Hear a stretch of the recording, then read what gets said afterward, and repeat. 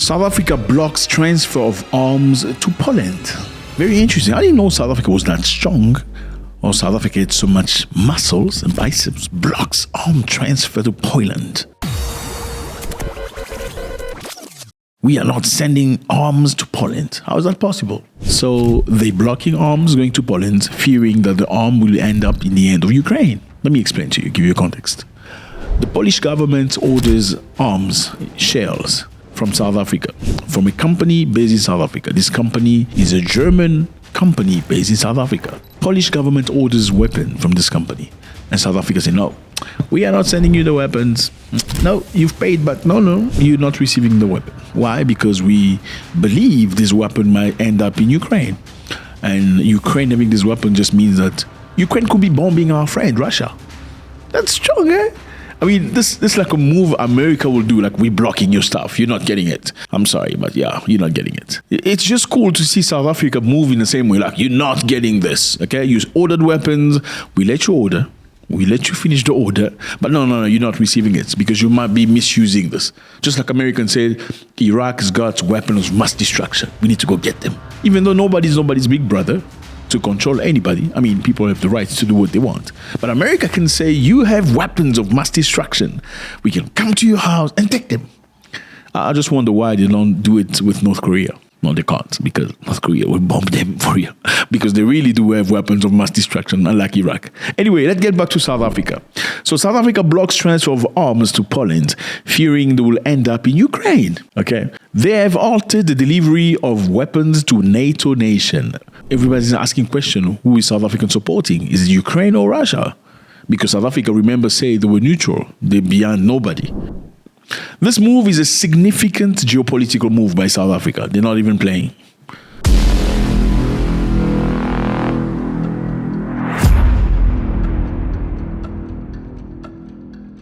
So Poland requires ammunition, okay? They requires about 1,155 millimeters artillery rounds to defend itself against a potential Russian invasion.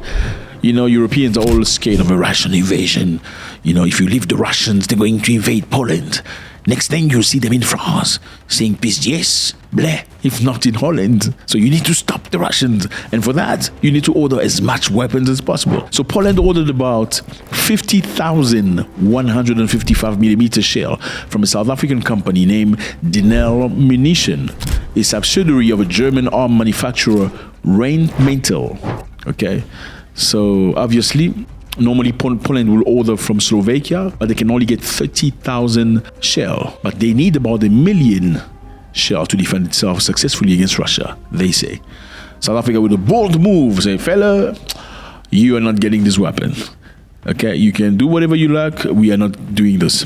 So the Polish government, obviously, they canceled the contract because they feel like the subsidiary is not doing their thing properly. I mean, remember, this company belongs to the Germans. It is based in South Africa. And South Africans have remembered, Russia is our friend. You know, the ANC, especially during colonialism, during, when they came to Africa to take over countries and change your culture and make you speak English and French and what's the other language? Portuguese and all that stuff.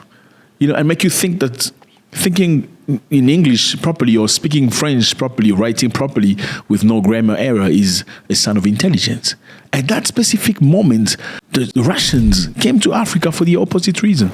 They were indeed helping most of the Africans to find strategically ideas or sometimes weapons to defend themselves. The South Africans, especially the black people of South Africa, have not forgotten that.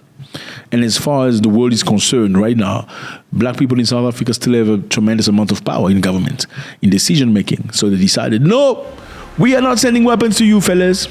And also, there's something very interesting. I mean, I think payback is very interesting, right? Do you remember last year something very interesting happened in Poland? South Africans were traveling, is it last year or 2 years ago, I think? They were traveling, going to Ukraine, then going to Russia. In the peace mission, okay, the delegation of South Africans went via Poland to Ukraine. And these are officials with the South African government and the president and the bodyguards and the diplomatic body who normally profits from a special treatment. They don't get searched or ask for passports the way you and I would be. They got to Poland, and you know what happened? They left them in the airplane for about 24 hours. So 24 hours, you have to sit there. If you want to shit, you just have to go at the... So everybody probably knew when to shit.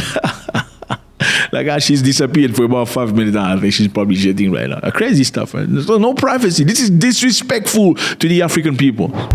It was strip search. It never happened that we have strip searched anyone with a diplomatic passport just to get us out of here. Right? Now, they say we don't have permits. We have permits. The only difference is now they say we can't bring a copy of a permit. We must bring the original. And the South African people saying this is racist. The treatment we're getting in Poland is unacceptable because you cannot search diplomatic body. You don't do that. You cannot check their weapons and stuff like that. The Polish said, well, they came into the country with things that was unauthorized.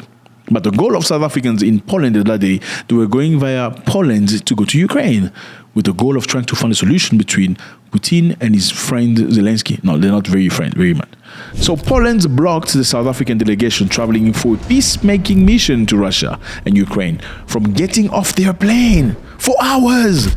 Like just imagine, you probably want to eat or you want to go to the bathroom or something. You have to stay there for hours. Sexiness went through the window because when you go to the bathroom for 5 minutes, we already know what you're doing. So now the South Africans are hitting back. You Poland, you, the people that blocked us at the airports, now you want ammunition from a German company based in Ireland. You are not getting them. And again, when South Africa went to the United Nations accusing the country that you don't name, you know that country, it's the country you don't name. If you name them, your video is going to be blocked. Yeah, they weren't accusing that country for doing things that are not appropriate. Poland stood by that country. Okay, so Poland wasn't for South Africa's cause. And South Africa is making them pay. Okay, so you block here, we block here. You block here, we block here. I want to know how you feel about this. I think sometimes you need to feed people with the same spoon they're feeding you on so they can get the taste of their own medicine, right? Does that make sense? Okay, so now we're going to Malawi. Do you remember Malawi? This is Malawi. Beautiful place, lovely people, Southern Africa. Yeah, there's lots of things to see. So Malawi has begun screwing for that thing with the body. I can't say because if you say it, you get sanctioned. You know what it is. That thing where your body is cracking and stuff like that. They've started screening on all ports in a bit of to prevent the spread of the V. Okay. The move just comes a day after 2 suspected cases were identified, a 31-year-old and a 17-year-old. And obviously, everybody says this is coming from the Congo. Poor Congolese people. It must be very difficult for Congolese people to travel right now. If you are Congolese, please let us know. With a Congolese passport, let us know. How is it being a Congolese right now? I'm sure the discrimination will be unsaid, unspoken. It's just crazy. Once more, I have to repeat this. It's crazy for a beautiful country like Congo to be accused every time there's a breakout of anything funny.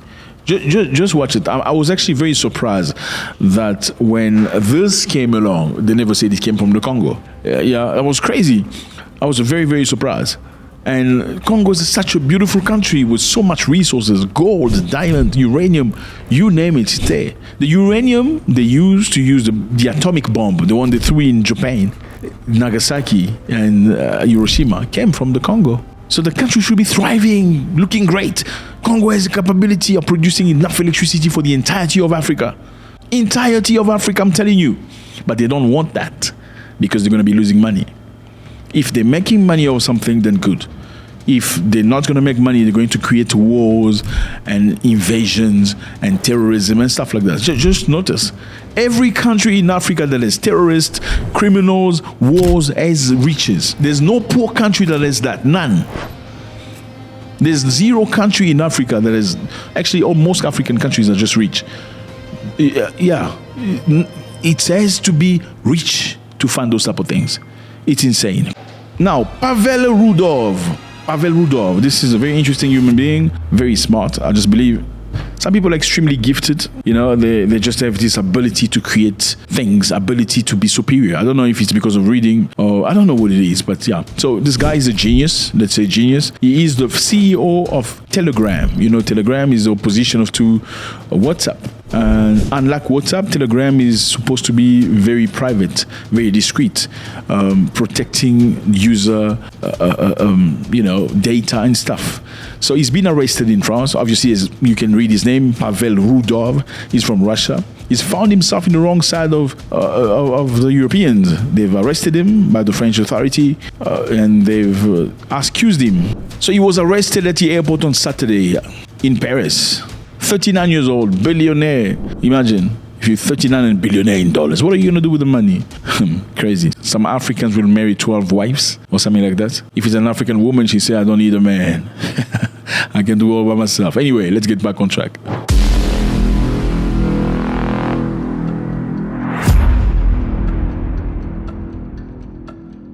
They say he's been arrested for failing to mitigate the misuse of his platform for criminal activities.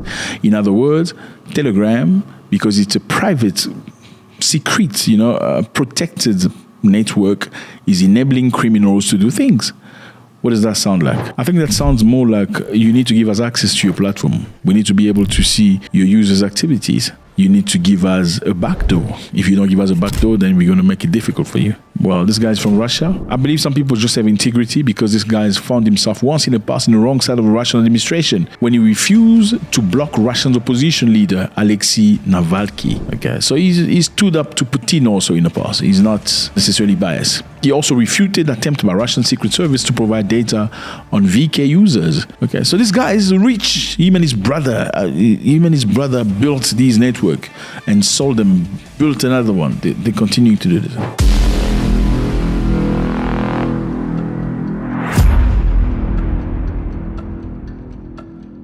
So on recap, fellas, number one, South Africa refusing to send weapons to Poland. Yeah, you're not going to bully us out here, huh? We have biceps too in Africa. Sorry, Poland is getting ready to defend itself against Russia. South Africa will not allow that. They will not allow that because they feel like this ammunition will end up in Ukraine fighting the Russians. And the Russians are the friends of Africans, whether you like it or not. Sorry. And number two, Malawi, the screening has started. I don't know what you're going to do, but it feels like they have a move. Like these people are moving towards something. It's like something they're trying to do in the past that was a failure. They're trying to redo it now, using any means of avenues to get you to... I don't know if you're going to be part of that. Let me know how you feel about this. It's always a great pleasure. One day, hopefully you become a millionaire like Pavel Rudov and you marry 13 wives. Or if you're a woman, you say you don't need a man. God bless.